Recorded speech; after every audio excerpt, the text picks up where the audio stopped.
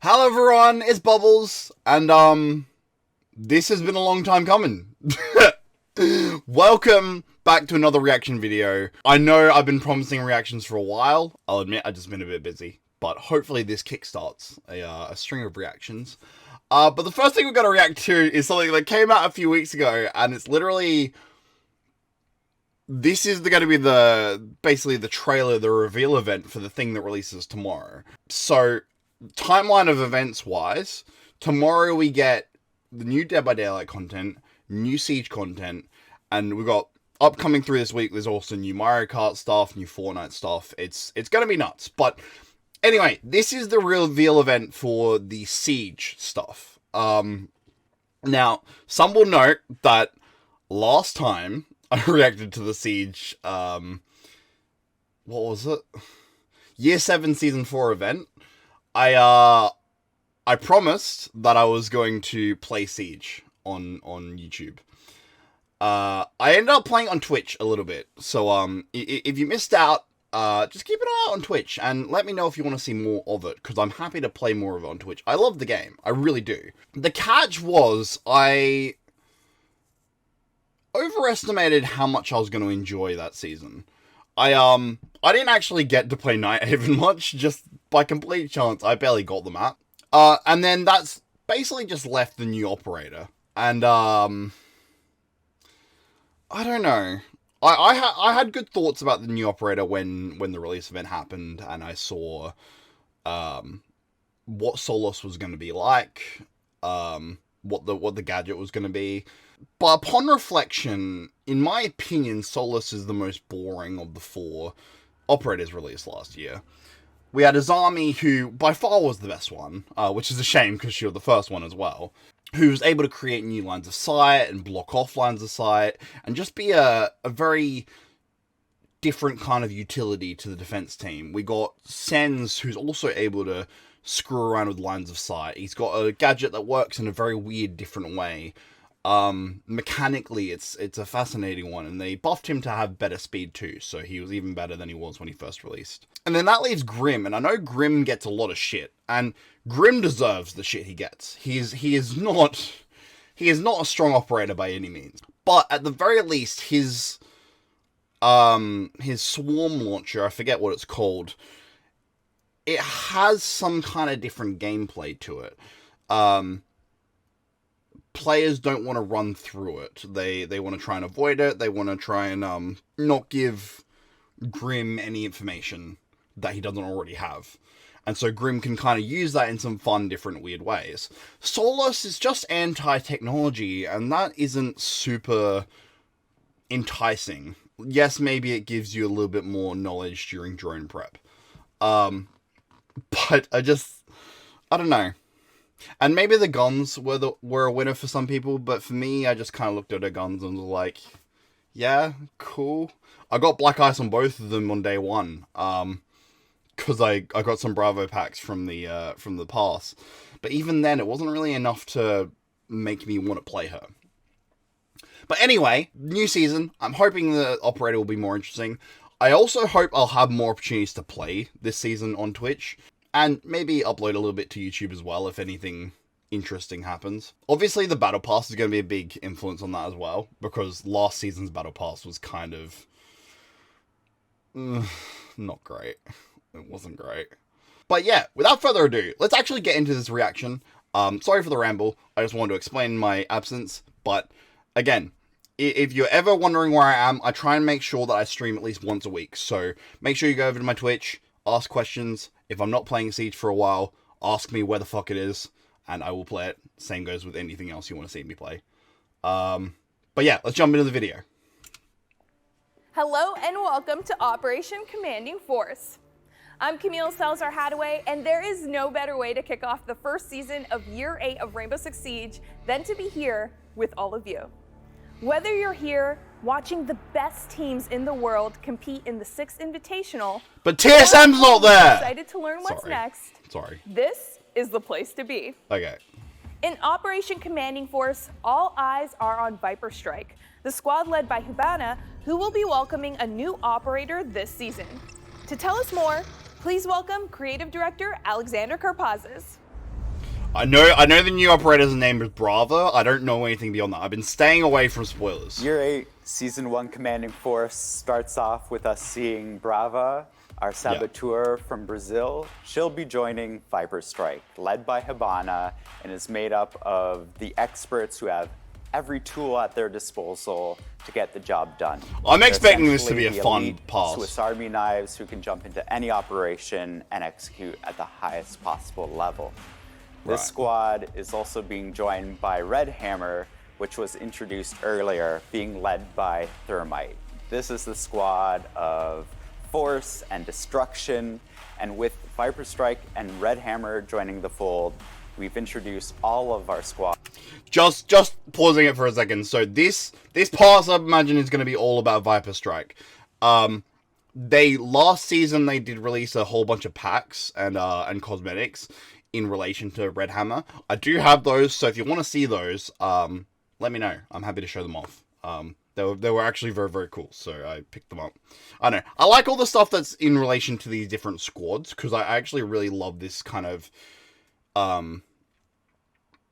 this dividing of the different talents kind of story arc they're going for right now. But yeah, anyway, just thought I'd pause it there. Squads that are making up Rainbow Six today. On top of this, we have a lot of exciting stuff to share. We've got balancing changes that reinforce the tacticality of our game and the gameplay that you can expect. Rumor has it Frost is getting some shit happening with anti-cheat, and you'll see even more player protection coming down the line. And finally, newcomer rewards means newcomers jumping into Siege for the first time experience the vocabulary of the game and get rewarded for it. And veterans of the game as well will have rewards. All of this and more, our team's been working very hard, and they're excited to share with you everything that they've been working on today. Do I count as a veteran at this point? I played for a couple of years, so maybe. The Viper Strike faction is stepping onto the stage with Brava, a new Brazilian attacker who pilots the Kludge drone, a dastardly device.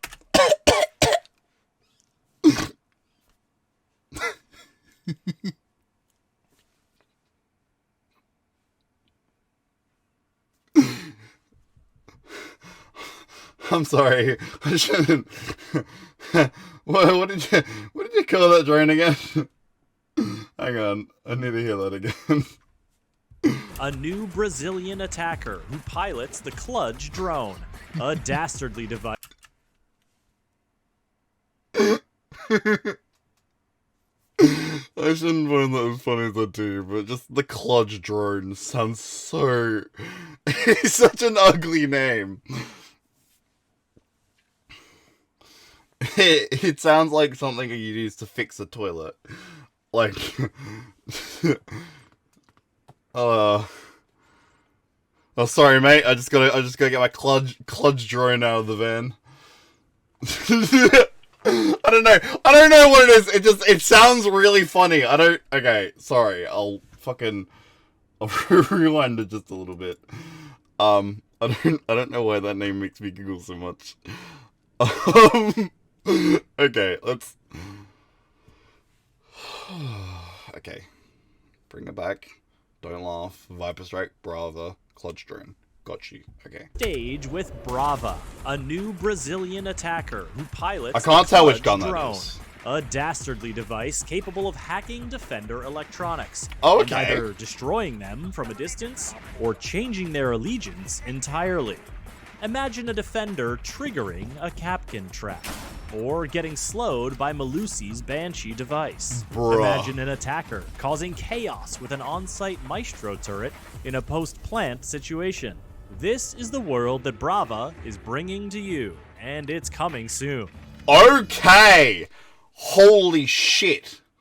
That could actually be really fun. Quick side note though. As a big fan of Frost, this actually might make Frost a very, very good pick. Going into this next season. And I know I'm biased here. I'm very biased. But if this attacker hacker is able to hack into Defender gadgets, Frost gadget is completely mechanical. So I think the key with this, like, I don't imagine this is going to be able to hack into things that are, like, personal. So, like, what am I trying to think of? Like, Vigil's, I was about to call it the EED thingy, but no, that's fucking Lions. But basically, his jamming thing, I don't imagine it'll be able to hack into that. It won't be able to hack into, like, Clash's shield or anything like that. But I imagine it's going to be, if you suspect that the team's going to run Brava, you want to try and run things that she can't mess with. So Frost and operators like that actually might get a bit of use this season. I don't know. I want to play more Frost. Oftentimes I don't have the reasoning to, because there's just better operators picked for situations. But this could prove useful for her. Bearing in mind, apparently she's on the chopping block for some weird change that people don't like. I can't wait to see what that is. Not. Defenders will need to be on the lookout this season as Brava and her gadget seek to give them a taste of their own medicine. This We're is interesting. We're going to dive into the design of Brava with concept artist Sunshine Kim, then get the details of what makes Brava's drone unique from Director of Gameplay Design Jeremy Carval and Game Designer Matthew Lacombe. I don't think you're ever going to want to pick Brava straight up, though. You're going to want to see who the defenders are using, then pick Brava. Brava is a natural-born leader and an expert in advanced technologies. She really values her family, hometown, and her heritage. You can see that she always wears the capybara patch, which represents her hometown, around her strap, as if it's part of her. She's a strong leader with years of experiences, just like her cousin Capitao. But she's not an intimidating and strict leader, unlike her cousin Capitao. They're alike, but they're different in many ways. I love We want Capitao, her so outgoing I'm and down with lively this. personality to be really reflected in her visual design. But instead of approaching usual traditional way with heavy gear setup and multiple layers, we simplified it. Having that minimalistic gear setup, but still looking professional and combat ready, was the main challenge. When we started to work on Brava's device, we were looking for technology that could disrupt electronics in a distance. So we dig into the fantasy of anti-drone rifles. These rifles are powerful weapons that can break the connection and the control of drones. We really like the feeling and the look of this, so we wanted to make our own version of it. Once we were happy with our version, we scaled it down, mounted it on a turret, and we put this turret on top of these four-wheel drones to create this little tank. When you are controlling the drone, you will see this dedicated interface with a ton of little elements that will be used as important feedbacks. We even put the cannon on the side to really give the feeling that you are inside the machine. And finally, we've designed this new overlay that will show on different occasions when a hack is performed. Oh, hang on. They just... Sorry, I was paying so much attention to what he was saying that I kind of glossed over what they showed there. Am I able to do that? Oh, sorry, I'm learning things. I'm used to watching things on phone, so yeah. But like in this shot here, what they do is they hack a camera. And so my guess is that doesn't hack into the entire defender's camera system, but it takes that camera and puts it on the attacker's side, which is actually really, really sick, and I actually super rate that. This could be a good reason to finally lose, like, not see Dokkaebi as much. But yeah, I suppose my bigger question now is what the capabilities of the drone are. Like, can it jump? Can it go through the vents? Can it, in fact, not even just the capability. I suppose what I'm more rather saying is the limitations. Like, what can it not do? But I guess we're gonna find out. That will show on different occasions when a hack is performed. Brava's gadget is the Clutch Drone. It's a new observation tool that we are bringing to the attacking team. Such an it's ugly an name. observation tool that focuses on stealing. Oh, not his name, the Clutch Drone.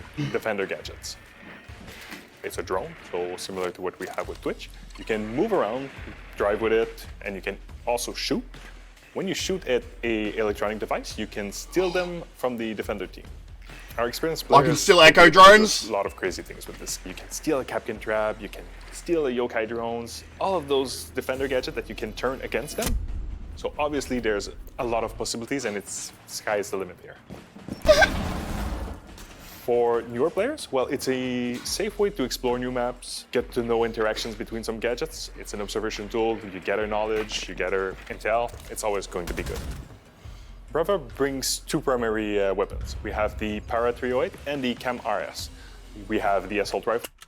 Okay, hang on. I'm pretty sure the Para is Capitero's weapon. He's probably about to say it, actually. I'm kind of an idiot. Is the Cam RS the Habana weapon? Oh, whatever. I should just let him speak. It's high damage, low rate of fire, but you know how it works. We have the DMR as the other option. If you want line of sight, more destruction, this is the one you want. No.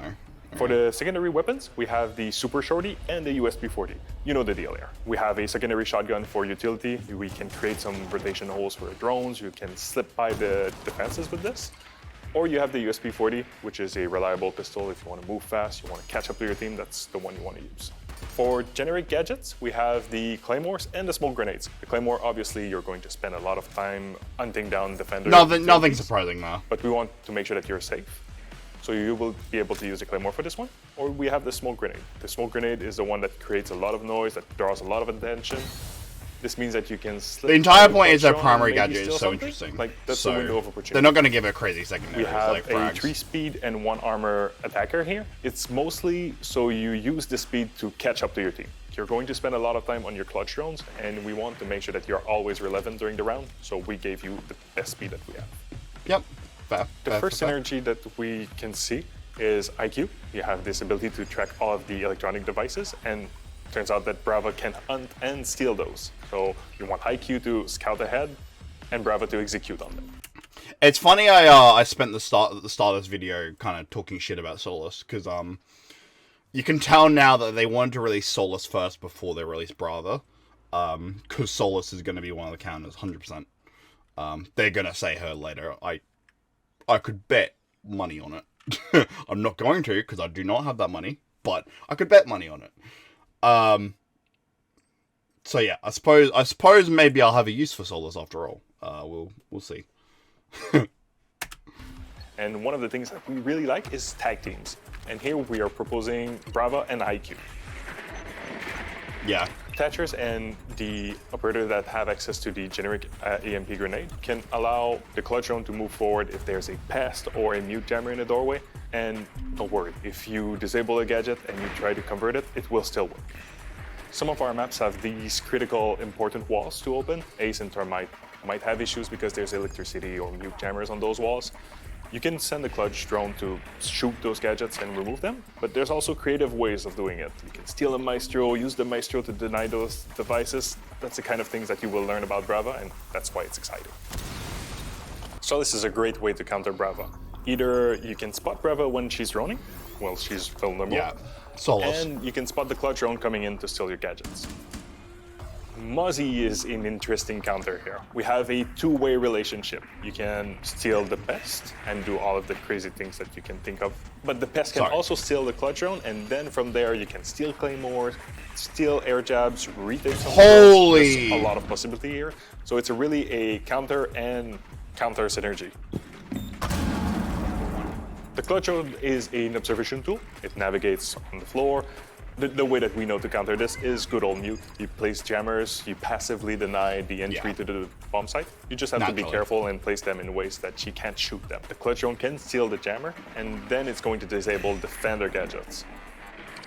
Vigil's gadgets allows him to be cloaked to drones, so obviously the clutch drone will not be able to see Vigil, which means that he can jump on your drone and destroy it. I think our experienced players will be able to make Brava shine the most when they repick into this operator. When you notice that there's Capcan, Melusi, Aruni, Maestro, all of those defenders that brings high-valued gadgets, well, you want to steal them. That's when experienced player will make Brava shine.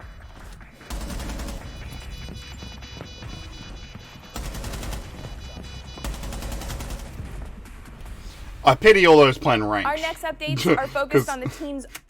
Apparently, I've heard a rumor, apparently Brava isn't going to be bannable for a few weeks. So rip that. I severely pity anyone who gets stuck on defense for ranked matches. ongoing efforts to ensure that Rainbow Six Siege is fair and balanced for all players. The use of mouse and keyboard on console is a disruptive problem, and this season we're putting a new solution in place to tackle this issue. Gameplay programming team lead Jan Stalaka is here to share the details. This doesn't affect me at all, but I'm really happy that it's happening.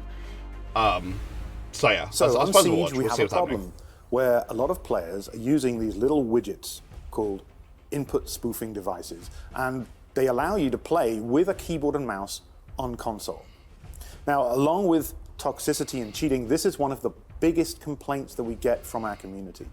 And we heard you. We agree. It feels really unfair to play against other players. It's cheating. when you have such It a ultimately is cheating. So this is a problem that all console shooters have, especially the competitive ones. And there hasn't really been a reliable solution for this yet. In fact, the devices they're using are specifically designed to be undetectable. We wanted to build our own system that would sniff out mouse and keyboard players on console so that we could build a better picture of exactly who is using these devices. And we called that system Mousetrap. We have been really quiet about it, but actually it's been running in the background in shadow mode for several seasons. We've been gathering data and analyzing the results, and now we have a much better picture. You know what? Well played then. We know exactly which players were spoofing, when they were spoofing. I We bet also those know Zim players that are- at the highest rank. Actually, quick side note: is it Zim? Xim? Xim? I don't know. I don't know how you say it. The XIM one. That's the one I keep hearing about. God, they must be kicking themselves. Because they're probably like, oh yeah, hopefully they'll get an update out soon after this patch releases, but it's already released and they weren't ready for it. Yeah, so again, it's like you said. Basically, people are running this software that allows them to play mouse and keyboard on console. Console very specifically currently can't play crossplay with PC Siege. For the exact reason that mouse and keyboard is a lot more precise and easier to get those weirdly accurate shots and stuff. So they don't want to mix those two communities because the skill... It's not even going to be a skill difference. It's going to be a skill cap. There's only so much you can do on a console controller. But mouse and keyboard can kind of exceed that. This is excellent. I play PC Siege, so it's not going to affect me at all.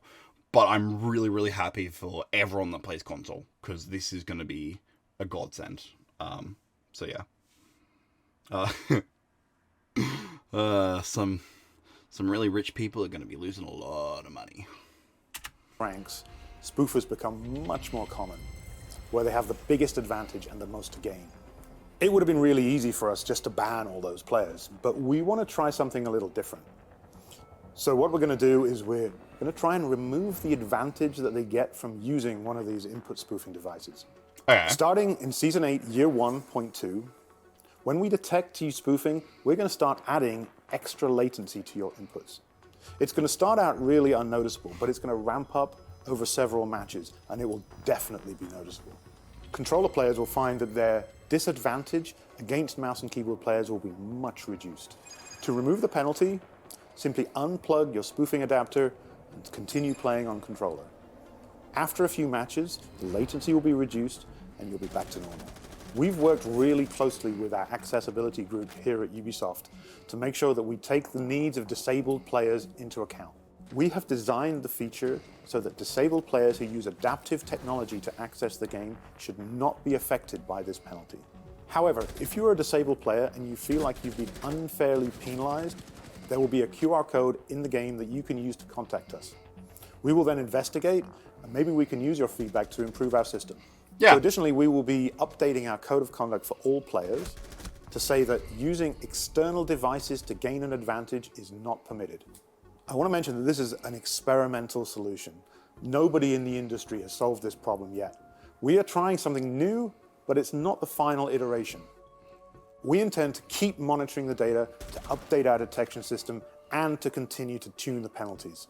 It's an evolving situation. We are committed to continuing to work on it to improve the fairness of Siege. Mousetrap will be coming Year 8, Season 1.2. That's awesome. Yeah, In the no, same perfect. vein, Operation Commanding Force is continuing to bolster our anti-toxicity measures. To tell us more, Here's Player Protection and Game Security Director Emmanuel Larive.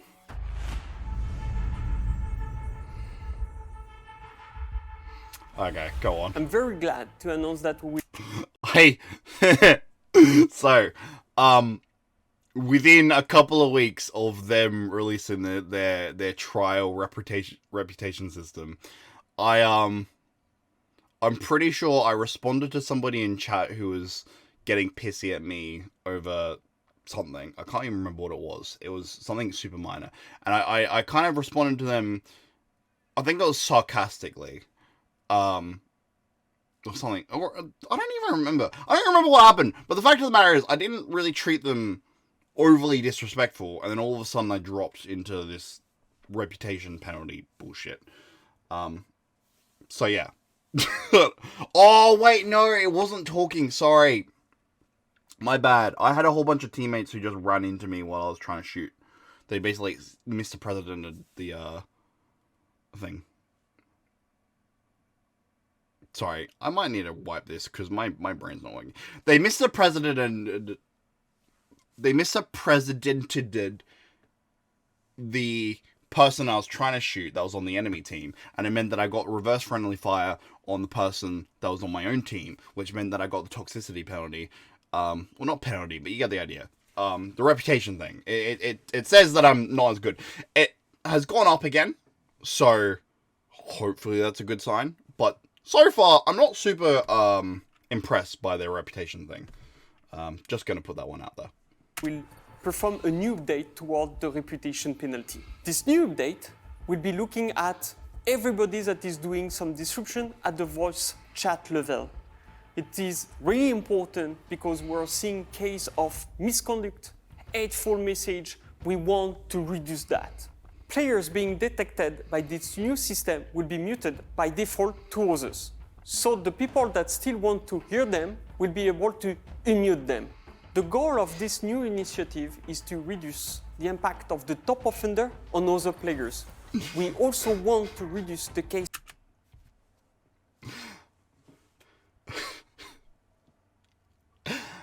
I don't know if any of my friends are gonna watch this video. If you are, hello, by the way. I know one friend who like, no disrespect to them, they're an awesome person. But they're the way they can kind of get in shooter game VCs, I've got a feeling this penalty is going to be applied to them very, very quickly, and they're going to get a little bit ticked off by it, and it might be a little bit funny to watch. I don't support toxicity in any way, but I know different people react different ways to different situations, so yeah. And I know I've got a friend who may be at risk of getting this happen to them. Yeah. Hello, that friend. I won't expose you, but just thought this was kind of funny. Okay, let's keep going. Of misconduct and hateful message that you are facing. At the start, we will be only looking at the top offender, so a small population of players. They will be receiving a set of warnings, and when the penalty will be applied, it will last several matches. Later down the road, of course, we'll continue to monitor this system, but also to expand it to everybody. It's clever because it still gives them the chance to unmute to get Starting this comms, season, but yeah. reloading will be more tactical than ever.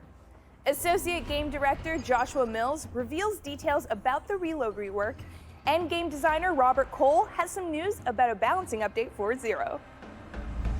For Zero? Okay. I'm with it. The issue with the current reload system in Siege is that it doesn't reflect the reality that most players are perceiving, which is if someone's reloading, they are non-lethal, and I have opportunity to push that fight. In the live build of Siege right now, if you initiate a reload action, you can cancel it at any time. What that means is the magazine has been removed from the weapon, and somebody starts pushing you, and you cancel that animation, and the magazine pops back in the weapon, and as long as it had ammunition, your weapon is again lethal. Right, okay, I got it. With Operation Commanding Force, you will no longer get the benefits of reload canceling.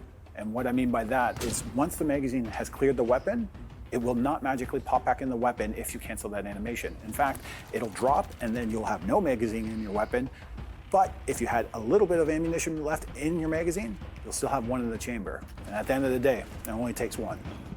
Ultimately, the objective here is consistency with the tactics. That was cold! Which means if you perform an action in Siege, it has consequences and is purposeful. When a player initiates a reload action, I can picture nothing worse than like watching the kill cam on your fucking kill and seeing them drop their mag, turn around, absolutely dominate you with just a single shot to the head. That, oh my gosh, that is now my new dream. I might end up throwing a lot of like quick play matches just trying to get that to happen. Not ranked. If I ever do end up going into ranked, I'll be taking that seriously. But that will be like the sickest clip ever. Oh my gosh.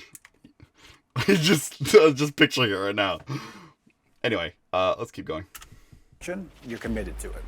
The objectives here are to enhance our teamwork, so if I have to reload, my friend's going to cover me, and to make use of the loadout that players already have, which is to use their secondary weapon if needed.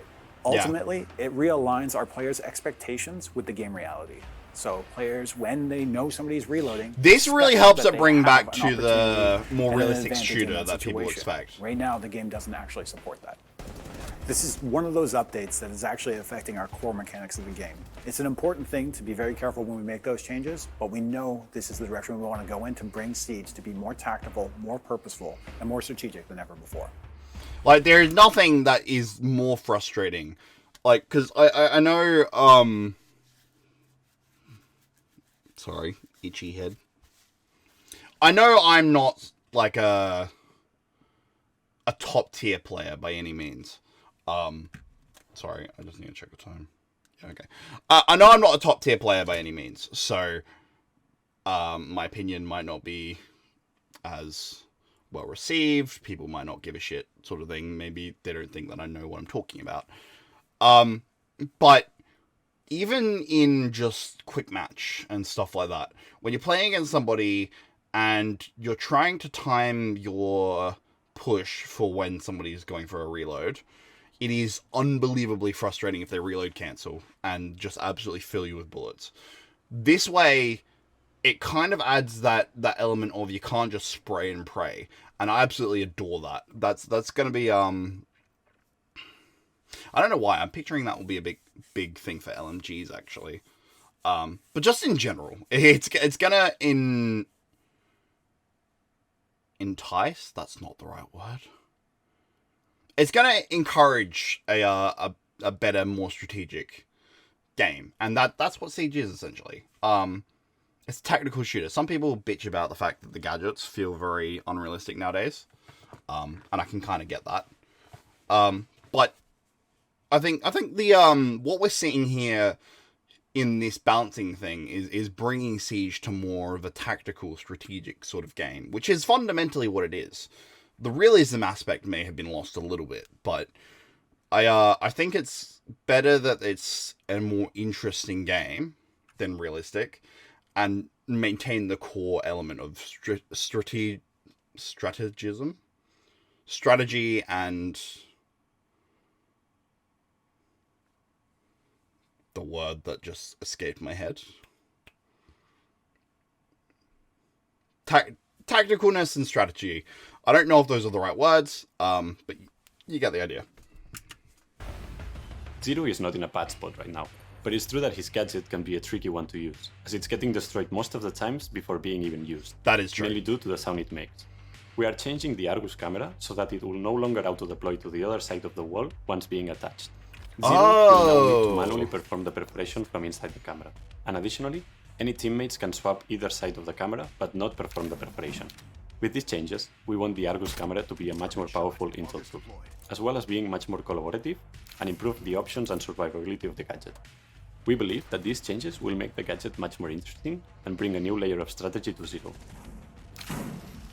So it can't get shot until it's In been Year 7, switched. we did a big update to our attachments and to our recoil system. The goal here was to enhance the player choice, give you more options to play the way you want to, and make the loadouts you want to use. Looking into the compensator and the muzzle brake is the same philosophy. We're just bringing those in line with some of the changes we started in year 7. For the muzzle brake, we're going from 45% up to 50%. For the compensator, we're making an adjustment from 15% to 35%. One great feature that was introduced in year 7 is the shooting range, and I highly recommend you go into there and test all this stuff out to find the perfect kit for yourself. As always, with any balancing change or any update we do, we will be listening and monitoring the community feedback and continuing to find ways to empower you, the player, to live out the fantasy of being that elite operator. You're going to notice some cool changes around the Not sure I'd call section myself of the an menu elite when operator, Operation but Command fair and enough. Force is in full force. And senior UX designer Cecilia Pasquale is here to give you a sneak peek.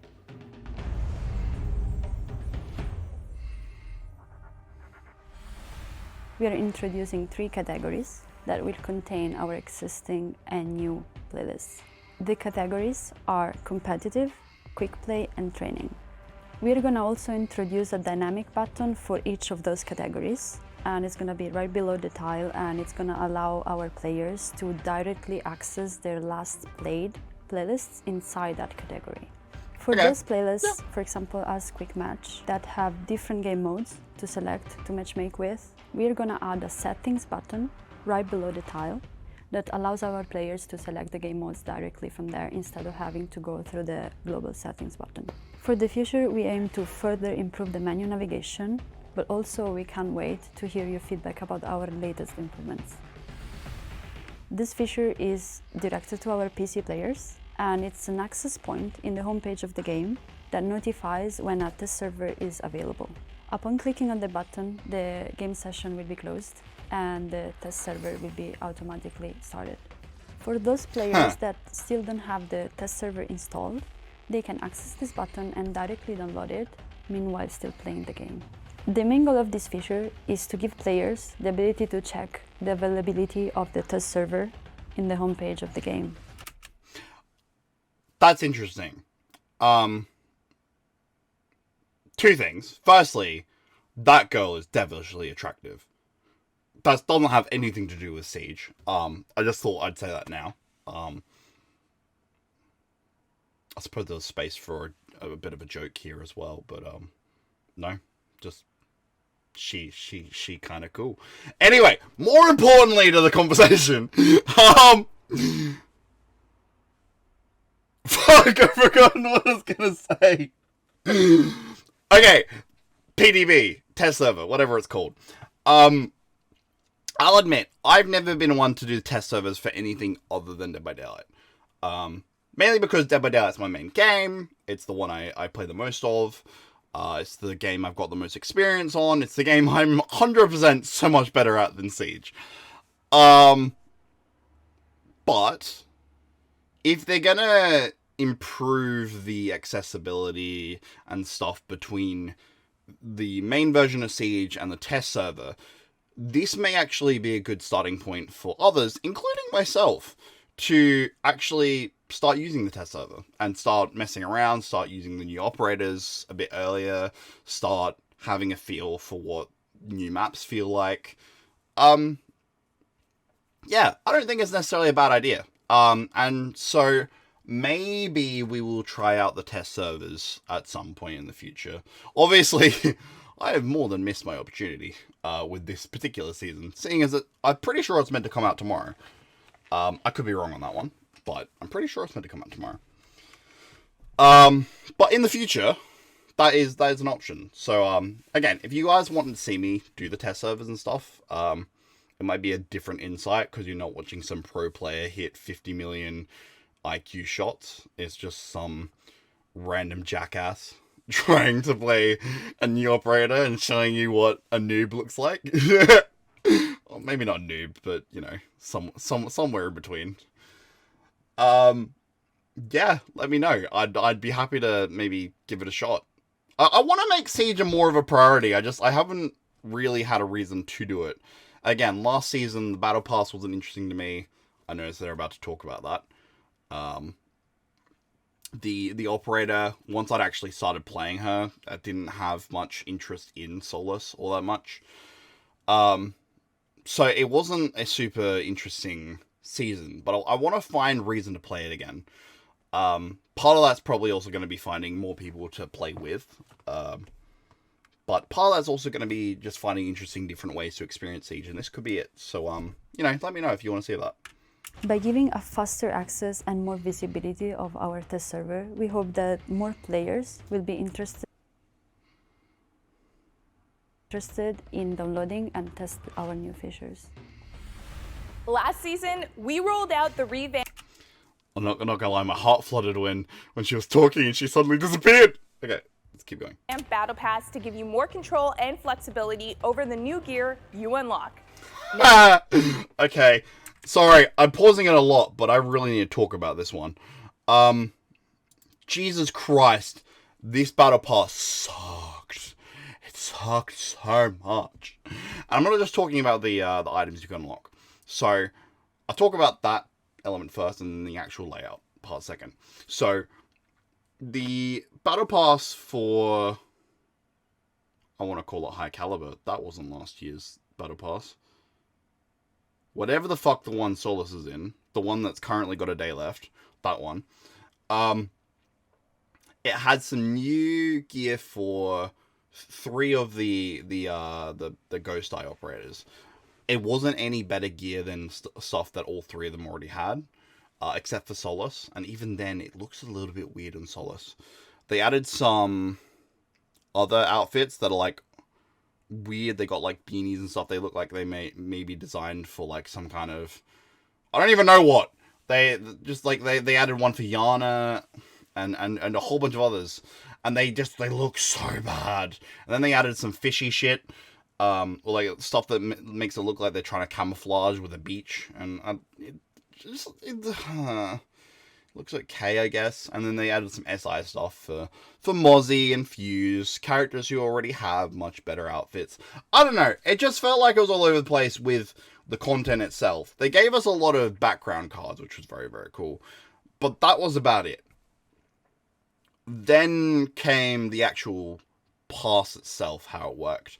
The layout was clunky, it was difficult to navigate, not fun to try and figure out where the hell the things were that you wanted. I get what they were trying to go for with making it so that you could get the things you wanted earlier, but it could give you a headache trying to navigate, which I don't think is a good layout for a game. I would rather they just go with a normal layout as well, because then it actually gave me something to work for. That was my second problem, and one that actually made it harder for me to play the season as well. So Siege devs, if you're listening to me, this is actually important feedback, I'd think.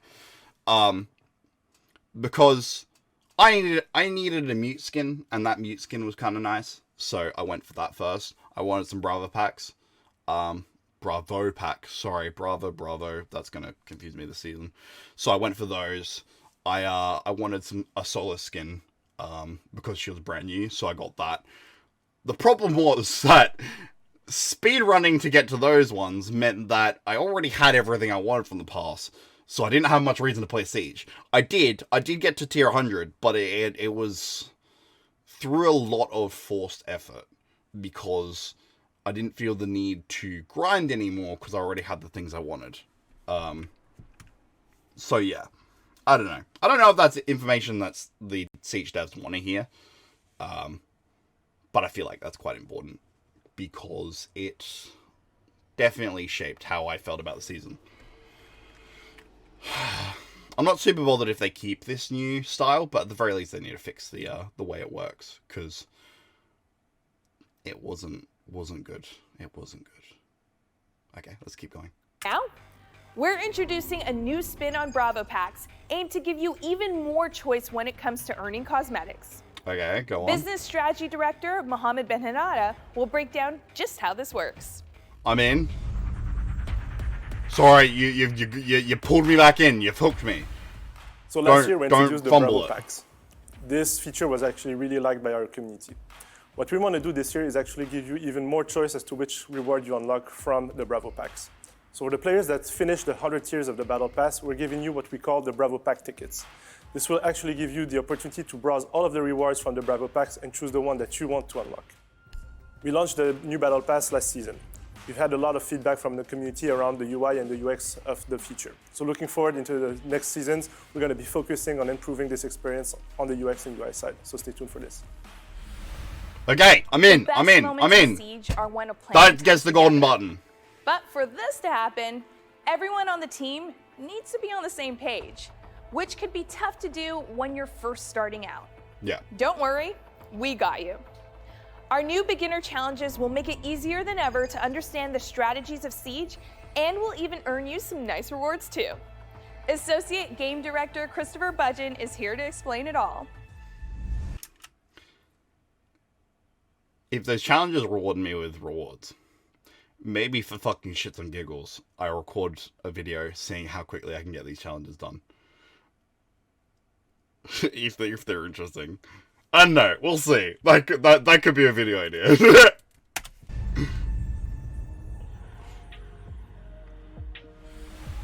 Siege is a highly tactical game with a lot of different strategies, depending on the operators, the maps, and the interactions of the gadgets. We want to support new players on their Siege journey by adding the tools that allows them to learn how to play Siege and how to perform at their best in PvP. Ubisoft, please stop blinding this man. Holy fucking shit. It'd be like if I... Hello, everybody! Hang on, I gotta see how that looks. Just a fucking... Holy shit. Okay, let's lower it. That's my normal brightness, okay? Like... And my camera really adjusted for that. Me just brightening myself there. Like, this man is crying. Holy shit. Maybe not. Maybe I'm over-exaggerating it, but it does look like they put a lot of light onto him. Because he does look quite pale. And I don't think it's because this man is a naturally pale person. I think it's because they fucking lit, like... right next to him, they have like a bat symbol shining at him. Like, fucking hell. Anyway, let's rewind that a bit so I know what we're talking about. The tools that allows them to learn how to play Siege and how to perform at their best in PvP. In Operation Commanding Force, we're introducing the Beginner That jump Challenges. is sick, by the way. Beginner Challenges are a new progression tool which allows new players to progress and learn about the different facets of Siege. They can do this by every match that they play. They're actually progressing these new challenges, which are created into groups that we like to call operator specialties. Operator specialties are a great way for our current players to teach their friends how to play Siege. For example, you could talk about Hibana as a breacher, and this is how we're going to group the beginner challenges. Every time a newcomer plays a match, they'll be progressing their beginner challenges. They'll be able to see which operator specialty they've been progressing, and as they do so, they'll unlock different rewards such as renown, boosters, or newcomer packs. Additionally, players can unlock operators of that specialty. So for example, if you're playing as a breach operator and doing well, you're progressing those challenges and you'll unlock another breach operator to play as. It will be a great motivator for new players to be able to progress towards a specific operator, all while learning what that operator does within the game. All operators within Siege will now have an operator specialty assigned to them. You'll be able to refer to that when playing with other players, such as, we already have a breacher, or can somebody bring an intel operator? This is a great way to introduce your friends to Siege because now they'll be able to use the language of Siege to make the choices about which operator to play. I agree with this, but I also think they've listed multiple different types. Sorry, like Monty is showing up as intel and support, which seems weird to me. But my problem is that maybe it might teach people, like, it's going to teach them the basics, but it might forget to kind of highlight the fact that there's a lot of diversity in how you can play a character. You might want to use Fuse to kind of help teammates to flank. So it's more of a distraction sort of thing. I wouldn't say go straight for the kills, but that is something you can do as well. It's not just anti-gadget, it's anti-life.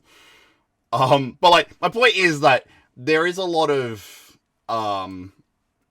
complexity in these operators, and so it's not necessarily a bad thing if you have a lot of operators that operate in the same way. Like a good example is the fact that you can run Dokkaebi and Lion and God knows who else, and it will create a situation where it's hard for players to move, and that's a whole bunch of intel operators stacked on top of each other. If you're running Ace and a Habana, that's going to mean that you can create a whole bunch of different lines of sight, so that they don't really know which way you're coming from. So yeah, I don't know. I like it. I'm pretty much just nitpicking here. It's not a bad change. But yeah, no. It may accidentally put some people into thinking that Siege is in a box when realistically there's a lot more options available. But yeah, I suppose maybe it's good for new players. All players will have access to beginner challenges. For new players, it will replace the Battle Pass tile on the home menu. Our current players will be able to find it in the play menu. Right, okay. By giving new players a progression tool that's been specifically designed for them, we're able to reward players with items they can use immediately. I suppose more broadly though, the benefit of this change is the fact that I know a lot of people that have started Siege and they've looked and they've gone, holy shit, I need to get like 60 operators. I only have like a couple of them. This is going to make it so that a lot of players have like a lot of different options they can use. If they wind up in the kid's bedroom, they can castle off the window and the different doorways and stuff. But if they end up in, I'm trying to think of a different site. I don't know. They just end up somewhere else. Castle might not be the best pick. Somebody else might be the best pick. You may get a site that's got a lot of walls that Bandit could reinforce and zap, you know. Good changes. Sorry, I'm rambling. This is the first time we're unlocking the ability to play to unlock a specific operator within Siege. Yeah, and I think that's good. Informed how they're playing and be able to identify the type of role that they perform best within. And finally, you could play Operation Commanding Force on the season test server next week. You could put your sabotage skills to the test with Brava and her gadget. Have fun exploring the new features and be sure to share your feedback on R6Fix. I'm Camille Salazar-Hadaway, and this is Year 8. The fun is just getting started.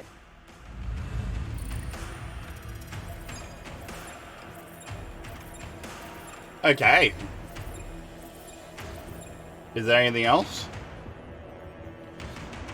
I heard rumors there was a frost change, but I think that might have been announced at the seasonal event.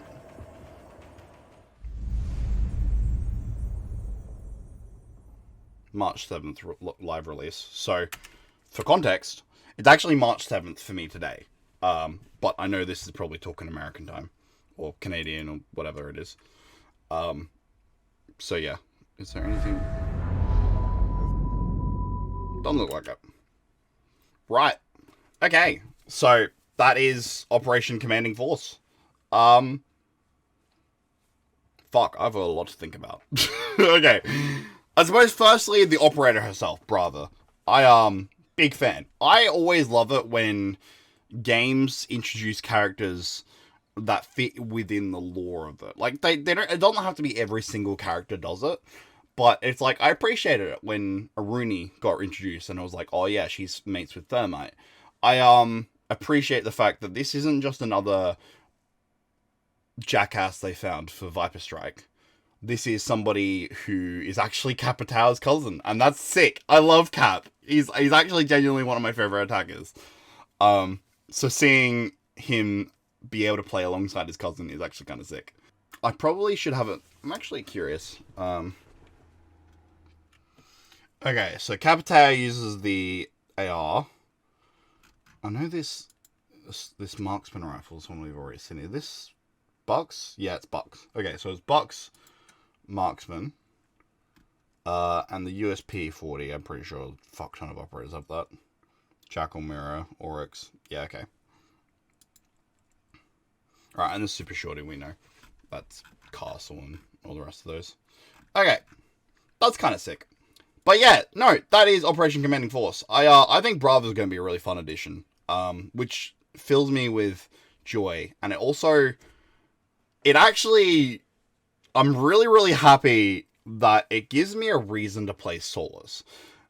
It's actually going to be a little bit ironic watching this back, because I literally started the video shitting on Solus, being like, oh yeah, I don't really feel like she was all that fun for the game.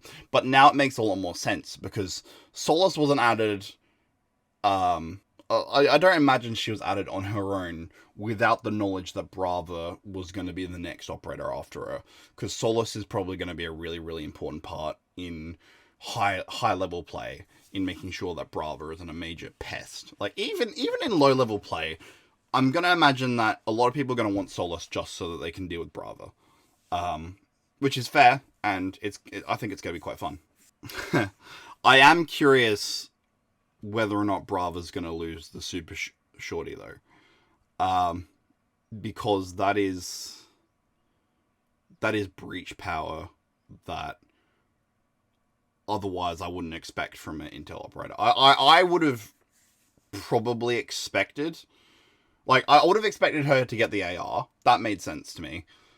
I would have thought that her other primary would have been a shotgun, and that she would have had 2 pistols as secondary options. Or maybe even an SMG as a secondary option. Worst case scenario.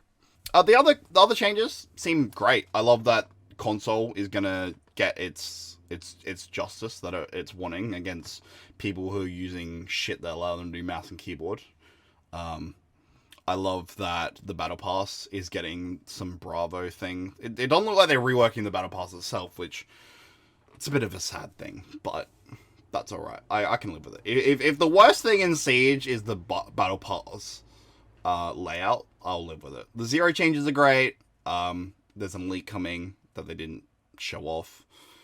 There also seems to be another event coming that they didn't show off as well. I'm hoping there's some nice skins for the Viper Strike guys. I don't know. Did I miss anything? Have I missed anything? Toxicity seems kind of funny. Muting people that are super toxic. I actually really, really like that change. Yeah, just in general, I think the direction that they're taking Siege with this current update. Oh, yeah, and the reload thing. The reload thing, I think, is actually very possibly the best element of this entire thing. Which is funny, because it can be very easy to forget. As I just did. And I'm sure 95% of games, we're just not going to even realize it. We're going to be like, oh yeah, shit, that's a thing that happened. That doesn't affect me at all. But then there's going to be that 5% of games that are decided by the fact that somebody reloads and they suddenly can't fill the opponent with bullets by cancelling it. So yeah, big happies. I'm very happy with that. Anyway, I'm going to stop rambling. This has been my reaction. Let me know what your thoughts are. Let me know if you want to see more reactions to stuff. I have some other things I want to react to, but like I said, I've had a list of things I wanted to react to for like months now, and I just haven't been able to get to it. So this is hopefully the start of something new. This is hopefully the start of something new. Let me know of what you want me to react to as well, because I would love to have some suggestions. I don't want it to just be about me. I want you guys to have just as much input as Bubbles does. But yeah, and I'll try and play Siege within the next week. Show off Brava. Maybe I'll also show off a bit of Solus too, seeing as I kind of did her dirty. But yeah, leave a like, leave a comment of what you think. It's all appreciated. Sub if you can. And I'll see everyone in the next video. Stay safe. Bye!